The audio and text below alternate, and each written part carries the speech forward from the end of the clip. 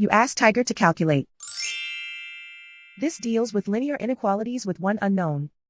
The final result is v greater than -15. Let's solve it step by step. Isolate the v. Divide both sides by -3. Whenever you multiply or divide by a negative, reverse the inequality sign.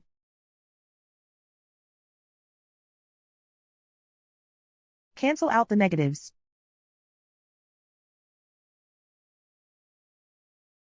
Simplify the fraction.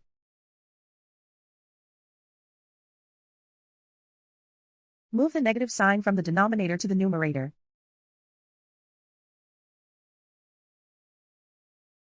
Find the greatest common factor of the numerator and denominator.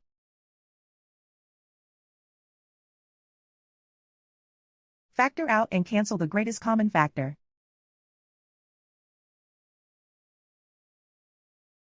Plot the solution on a coordinate grid.